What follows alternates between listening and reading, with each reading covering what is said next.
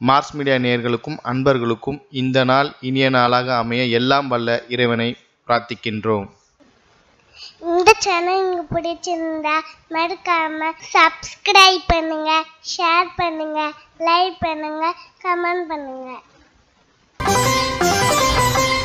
எனதருமை கும்பராசி நேர்களே, இந்த அருமையான வீடியோ பதிவுல நம்ம என்ன பார்க்க போறோம் அப்படின்னா, டிசம்பர் மாதம் 2024ஆம் ஆண்டு டிசம்பர் மாத ராசி பலன். இந்த டிசம்பர் மாதம் உங்களுக்கு அற்புதமான கிரகங்களின் மூலமாக நன்மைகளா, இல்ல நீங்க கவனமா இருக்கணுமா, பரிகாரமா என்ன பண்ணினா ரொம்ப விசேஷம் அப்படிங்கறத பத்திலாம் நம்ம இப்ப தெளிவா பார்க்க போறோம். ஃபர்ஸ்ட் ஆஃப் ஆல், உங்களது ராசிநாதனும் விரையாதிபதியுமான சனீஸ்வர பகவான் ஜென்ம ராசியில இருக்க. ஜென்ம ராசியில சனீஸ்வர பகவான் இருந்தாலே கொஞ்சம் குழப்பம் இருக்கும். எல்லா விஷயத்திலுமே, உத்தியோகத்துல, தொழில் வியாபாரத்துல, குடும்பத்துல, எல்லாத்துலயுமே கொஞ்சம் குழப்பம் இருக்கும். எடுக்கிற காரியங்கள்ல ஒரு தெளிவு இருக்காது.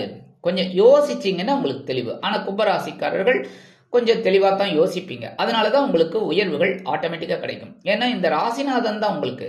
அதே சமயம் அவர் தான் விரையாதிபதி. சோ செலவுகளை இந்த நேரத்துல நீங்க கட்டுப்பாட்டுக்குள் கொண்டு வர வேண்டும். சரியா? அதே மாதிரி எடுக்கிற காரியங்கள்லயும் நீங்க கவனமா இருக்கணும். இடமாற்றம் அப்படின்னா ரொம்ப கவனமா இருக்கணும். பரவாயில்லையா, நமக்கு அது கரெக்டா ஒர்க் அவுட் ஆகுமா அப்படிங்கறதால நீங்க டிசைட் பண்ணணும். இருந்தாலும் 3ஆம் பார்வையை உங்கள் சகாயஸ்தானத்தை பார்க்கிறார். முயற்சிகள் மூலமாகத்தான் முன்னேற வேண்டும். சாதாரணமா சில பேர் அப்படியே முன்னேறிடுவாங்க. ஆனா உங்களுக்கு முயற்சிகள் அற்புதமாக இருக்கும். சில நேரங்களில் தடை தாமதங்கள் இருக்கும். அதெல்லாம் அப்படியே அவாய்ட் பண்ணிட்டு நீங்க உங்க வண்டியை ஓட்டிக்கிட்டே போயிட்டு இருக்கணும். சரியா? அடுத்தபடியா 7ஆம் பார்வை 7ஆம் இடத்தை பார்க்கிறார். களத்திரஸ்தானம். களத்திரம் அப்படிங்கும் போதே நீங்க கவனமா இருக்கணும் எடுக்கிற காரியங்கள்ல. சரியா? வாழ்க்கை துணை மூலமாக சில குழப்பங்கள் வரும். அவங்களெல்லாம் கொஞ்சம் அனுசரிச்சு போறது நல்லது. அடுத்தபடியா 10ஆம் பார்வையாக 10ஆம் இடத்தையே பார்க்கிறார். உத்தியோகத்துல கொஞ்சம் பொறுப்புகள் அதிகரிக்கும். திடீர்னு ஏதாவது அதன் மூலமாகவே உங்களுக்கு சில உயர்வுகளும் வரலாம். சரியா? திடீர்னு ஒரு பதவி உயர்வுனால கொஞ்சம் வேலைபளு அதிகமா இருக்கும். வேலைபளு அதிகமா இருக்காலும் அதுக்கு உண்டான ஒரு வருமானம், ஒரு உயர்வுகள் உங்களுக்கு கண்டிப்பாக கிடைக்கும். 2-11 கூடிய அதிபதி குரு பகவான். இவர் தான் தனவாக்கு குடும்பஸ்தானாதிபதி, அதே சமயம் லாபாதிபதி. ரொம்ப அற்புதம். ஆனா இந்த குரு பகவான் எங்க இருக்காருன்னு பார்த்தீங்கன்னா, உங்களோட சுகஸ்தானமாக 4ஆம் இடத்துல இருக்கார். கேந்திரஸ்தானம் இருந்தாலும் வக்கரகதியில் இருக்கார். சோ சுகங்கள் சில நேரங்களில் பாதிக்கப்படக்கூடும். உடல் ஆரோக்கியத்தில் சிறப்பாக எடுத்துக்கொள்ள வேண்டும். அதுவே வீடு, மனை, வாகனம் இதெல்லாம் வாங்கணும் அப்படின்னா கரெக்டா என்ன மாதிரி வாங்கணும்னு டிசைட் பண்ணி அப்படியே ஒரு மாதிரி எல்லாத்தையும் ஆலோசனை கேட்டு அதுக்கப்புறம் முடிவெடுக்கிறது நல்லது. வெளியூர் அல்லது வெளிநாட்டு பயணங்களின் மூலம் சில அற்புதமான ஒரு நன்மைகள் உங்களுக்கு கிடைக்கலாம். உறவினர்கள் ஆதரவாக இருப்பார்கள். இந்த நேரத்துல குருவோட பார்வைன்னு பாத்தீங்கன்னா, உங்களுக்கு 5ஆம் பார்வை உங்களோட அஷ்டம ராசியில பார்க்கிறார். ஓரளவுக்கு உடல் ஆரோக்கியம் சிறப்படையும். மனதில் ஒருவித தெளிவான சூழ்நிலை உருவாகும். ஏன்னா சுபகிரகம். அடுத்தபடியா 7ஆம் பார்வையாக உங்களுடைய ஜீவனஸ்தானத்தை பார்க்கிறார். ஓரளவுக்கு ஜீவனம் விருத்தி அடையும். அதுக்குண்டான ஒரு முயற்சிகளை நீங்கள் மேற்கொள்வீர்கள். அடுத்தபடியா 9ஆம் பார்வை உங்களோட விரயஸ்தானத்தை பார்க்கிற. செலவுகள் திடீரென வரலாம். சரியா? அடுத்தபடியா 3-10 கூடிய அதிபதி செவ்வாய் பகவான் பகிர்வுன ரோகஸ்தானமாகி 6ஆம் இடத்துல இருக்கிறது ரொம்ப ரொம்ப விசேஷம். ஏன்னா 3, 6, 10, 11ங்கிறது உபஜயஸ்தானங்கள். இந்த இடத்துல செவ்வாய் பகவான் இருக்கிறது ரொம்ப விசேஷம். அதுவும் இந்த செவ்வாய் பகவான் உங்களுக்கு யார் அப்படின்னு பார்த்தீங்கன்னா, சகாயாதிபதி, ஜீவனாதிபதி. இருந்தாலும் என்ன, நீச்சமா இருக்க. அதுவும் இல்லாம 3-12-2024 இருந்து அவர் வக்கரம் வேற அடைகிறார். சோ எடுக்கிற காரியங்கள்ல கவனமா இருக்கணும். உத்தியோகத்துல, தொழில் வியாபாரத்துல, அக்கம் பக்கத்துல பேசுறதுல, நண்பர்கள்ட்ட பேசுறதுல, கூட்டாளிகள்கிட்ட பேசுறதுல, எல்லா விஷயத்திலுமே இருக்க வேண்டியதை விட இன்னும் என்னன்னா, உடன்பிறப்புகள் வழியில் சில குழப்பங்கள் வரலாம். அதனால அவங்களெல்லாம் அனுசரிச்சு போறது ரொம்ப நல்லது. இந்த நேரத்துல எல்லா விஷயத்திலுமே நீங்க கவனமா இருந்தாலும் ரொம்ப விசேஷம். முக்கியமா உடல் ஆரோக்கியத்துல சிறப்பு அக்கறை எடுத்துக்கிறது ரொம்ப உச்சிதம். சீருடை பணியாளர்களாக காவல், ராணுவம், தீயணைப்புத்துறை, மருத்துவத்துறையில் வேலை பார்க்கும் அன்பர்களுக்கு எதிர்பார்க்கும் இடமாற்றம், பதவி மாற்றம், பதவி உயர்வு, சம்பள உயர்வு சற்று காலதாமதமாகி பிறகு நிறைவேறும். அடுத்தபடியா 4-9 கூடிய அதிபதி சுக்கிர பகவான் அற்புதமா எங்க இருக்கார்? லாபஸ்தானத்துல இருக்கார். லாபங்கள் வந்த வண்ணமாகவே இருக்கும். ஆனா என்ன, 2 நாள் தான் இருக்கார். ஸோ அந்த 2 நாளைக்குள்ள என்னென்ன உழைக்க முடியுமோ உழைச்சு லாபத்தை வாங்கிட்டு இருக்கோம். சரியா? அடுத்தபடியா 3-12-2024 முதல் இந்த சுக்கிர பகவான் எங்க வரப்போறான்னு பார்த்தீங்கன்னா, உங்களோட விரயஸ்தானமாகி 12ஆம் இடத்துக்கு வந்துடுறார். 12ஆம் இடத்துக்கு குருவோட பார்வையும் வாங்குறார், செவ்வாயோட பார்வையும் வாங்குறார். அதனால செலவுகள் கண்ணாபின்னான்னு வரத்துக்கு வாய்ப்புகள் இருக்கு. அனாவசியமான செலவுகளும் வரும், அவசியமான செலவுகளும் வரும். நீங்க தான் கரெக்டா அதை சரி பண்ணி ஜட்ஜ் பண்ணி அனாவசியமான செலவை கொஞ்சம் குறைச்சிட்டு, நல்லா கவனிங்க, கொஞ்சம் குறைச்சிட்டு. ஏன்னா சில பொழுதுபோக்குக்காக நம்ம செலவு பண்றோம். அது எல்லாமே அனாவசியம் அப்படின்னாலும் பொழுதுபோக்கு மஸ்ட் இல்லையா? ஒரு சந்தோஷம். ஏன்னா ஒரு எல்லாருக்குமே ஒரு டைவர்ஷன் இருந்தா தான் நல்லது. சரியா?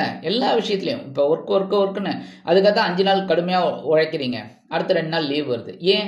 அந்த 2 நாளில் நீங்கள் கொஞ்சம் ரெஸ்ட் எடுத்து ஒரு சினிமாவுக்கு போகிறது, பீச்சுக்கு போகிறது, ஒரு கோயிலுக்கு போகிறது, இந்த மாதிரிலாம் வச்சுக்கிட்டா ரொம்ப நல்லது. அதனால தான் இந்த செலவுகளை நீங்கள் கரெக்டாக மெயின்டைன் பண்ணிங்கன்னா ரொம்ப விசேஷம்.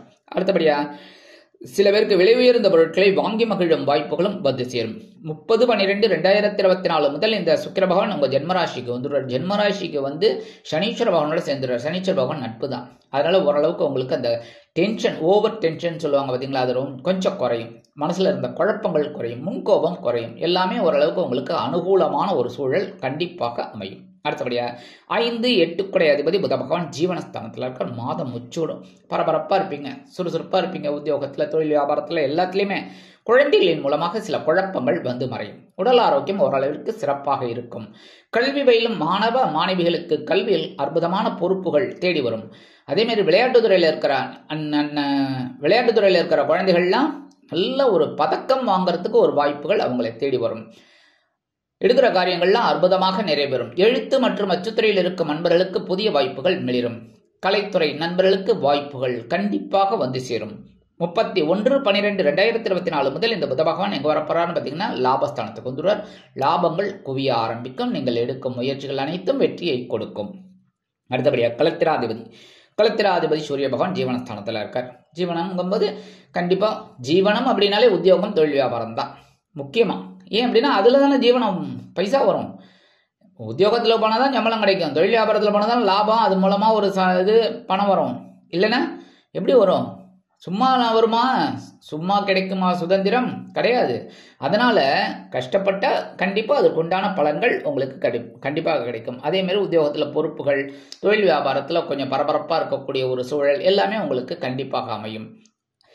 அதே மாதிரி 16/12/2024 முதல் இந்த களத்திராதிபதி எங்க வரப்போறான்னு பார்த்தீங்கன்னா உங்களோட லாபஸ்தானத்துக்கு வந்துடுறார். அற்புதம். ஏன்னா சூரிய பகவான் 3, 6, 10, 11 ஆகிய இடங்களில் இருந்தால் அற்புதமான பலாபலன்களை கண்டிப்பாக கொடுப்பார். இந்த பிதாமகன் கண்டிப்பா உங்களுக்கு ஒரு பெரிய டேர்னிங் பாயிண்ட் கிடைக்கும். உத்தியோகத்துல நீங்க எந்த அளவுக்கு பாடுபட்டாலோ அந்த உயர்வுகள்லாம் இப்ப கிடைக்கும். தொழில் வியாபாரத்துல லாபங்கள் கண்டிப்பாக வந்து சேரும். சிலருக்கு புதிதாக தொழில் தொடங்கக்கூடிய ஒரு வாய்ப்புகள் வந்து சேரும். உத்தியோகம் நிமித்தமாக வெளியூர் அல்லது வெளிநாடு செல்லக்கூடிய பாக்கியம் சிலருக்கு உருவாகும். அதே மாதிரி குடும்பத்திலிருந்து வந்த குழப்பங்கள் கண்டிப்பாக மறையும். மனதில் ஒருவித சந்தோஷம் குடிகொள்ளும். எடுக்கும் காரியங்கள் அற்புதமாக நிறைவேறும். அப்புறம் வீடு கட்டும் முயற்சி வெற்றியை கொடுக்கும். சில பேருக்கு வீடு வாங்கக்கூடிய ஒரு யோகம் கண்டிப்பாக அமையும். இந்த வாகனத்தை விற்றுவிட்டு, அதாவது பழைய வாகனத்தை விற்றுவிட்டு புதிய வாகனம் வாங்கலாம் என்ற எண்ணம் கைகூடும். அடுத்தபடியாக சாயா கிரகங்கள் என்று அழைக்கப்படக்கூடிய ராகு பகவான் தனவாக்கு குடும்பஸ்தானமாகிய 2ஆம் இடத்துல இருக்கார். கேது பகவான் அஷ்டமஸ்தானம் என்று அழைக்கப்படக்கூடிய 8ஆம் இடத்துல இருக்கார். அது கொஞ்சம் மத்தியமமான பலன்கள், அசுப பலன்கள் தான். இதை டைரக்டா நான் சொல்லித்தான் ஆகணும். இருந்தாலும் என்ன, கவனமா இருக்கணும், அவ்வளவுதான். அதுக்காக அவர் ராகு கேது எப்பவுமே 1.5 வருஷம் இருப்பார், கரெக்டா? அப்ப அந்த 1.5 வருஷம் எனக்கு நீ ஒன்றும் பண்ணக்கூடாது அப்படின்னு நம்ம சொல்ல முடியாது. பட் எல்லா விஷயத்திலையும் நம்ம கவனமா இருந்தா ரொம்ப விசேஷம். என்ன, தனவரவுல கரெக்டா நம்ம மெயின்டைன் பண்ணிக்கணும் பேங்க் பேலன்ஸை. அதே மாதிரி வாக்குறுதிகள், அனாவசியமான கமிட்மெண்ட்லாம் யாருக்கும் கொடுக்காதீங்க. நான் அதை பண்ணித்தரேன், இதை பண்ணித்தரேன் அப்படின்னு. அதே மாதிரி குடும்பத்துக்கு தேவையானதை வாங்குறது நல்லது, தேவையில்லாததை ஒதுக்குவது உச்சிதம். அதே மாதிரி அஷ்டமஸ்தானத்துல கேது இருக்கிறது ஞானத்தை கொடுப்பார் உடல் ஆரோக்கியத்துல. அதனால கவனமா இருக்கணும். சில நேரங்களில் உத்தியோகத்துல, தொழில் வியாபாரத்துல எல்லாத்துலேயுமே கவனமா இருந்துங்க, நல்லது. அதுக்கு தான் ஆன்மீக விஷயங்கள்ல நீங்க அப்படியே கொண்டு போனீங்கன்னாலே உங்களுக்கு சிறப்பான பலன்கள் கண்டிப்பாக கிடைக்கும். ஆன்மீக விஷயங்கள்ல என்ன, கோவிலுக்கு போங்க. கோயிலுக்கு போயிட்டு ஒரு 10 நிமிஷம் உட்காந்து தியானம் பண்ணிட்டு வாங்க. அதுவே உங்களுக்கு பெரிய ப்ளஸ் பாயிண்ட், ஒரு உடல் ஆரோக்கியத்தை கொடுக்கும். அடுத்தபடியாக லீவு நாளில் பக்கத்தில் இருக்கிற ஒரு கொஞ்சம் தூரத்தில் இருக்கிற ஒரு கோவிலுக்கெல்லாம் போயிட்டு வாங்க. பழமை வாய்ந்த கோயிலுக்கு, சிவன் கோயில், பெருமாள் கோயில், இதுக்கெல்லாம் போயிட்டு வர்றது ரொம்ப விசேஷமான பலன்களை உங்களுக்கு கண்டிப்பாக கொடுக்கும். சரி, பரிகாரமாக என்ன பண்ணினா ரொம்ப விசேஷம், முருகன் கோயில் கண்டிப்பாக போயிட்டு வரணும். முருகன் கோயிலுக்கு போயிட்டு வள்ளி தேவசேனா சமேத எம்பெருமான் முருகப்பெருமானுக்கு நெய் தீபம் ஏற்றி வழிபாடு பண்ணிட்டு வாங்க. முடிஞ்சா ஒரு அர்ச்சனை பண்ணிட்டு வாங்க. ஏன்னா இந்த செவ்வாய் பகவான் 6ஆம் இடத்தில் இருந்தாலும் நீச்சமடைந்து வக்ரமடைந்து இருப்பதால் அதை பரிகாரம் செய்கிறது ரொம்ப விசேஷம். அடுத்தபடியாக புற்றுக்கோயில், நான் ஆசிட்டிஸ் எல்லாருக்குமே சொல்லிட்டு இருப்பேன். கண்டிப்பாக செவ்வாய்க்கிழமை, வெள்ளிக்கிழமை, ஞாயிற்றுக்கிழமை போகிறது ரொம்ப உச்சிதம். முடியாத பட்சத்தில் கண்டிப்பாக ஒரு நாள் போயிட்டு நல்லபடியாக ஒரு தியானம் பண்ணிட்டு அந்த அம்பாள் வழிபாடும் நாகர் வழிபாடும் பண்ணிட்டு வாங்க. உங்களுக்கு அற்புதமான ஒரு பலாபலன்கள் இந்த ராகு கேது பகவானால உங்களுக்கு கண்டிப்பாக கிடைக்கும். மனக்கிலேசங்கள் குறையும். அடுத்தபடியாக குரு பகவானையும் சனீஸ்வர பகவானையும் வியாழக்கிழமைகளிலும் சனிக்கிழமைகளிலும் வழிபாடு செய்து வாருங்கள். காயத்ரி மந்திரம் சொல்லிட்டு வாங்கோ.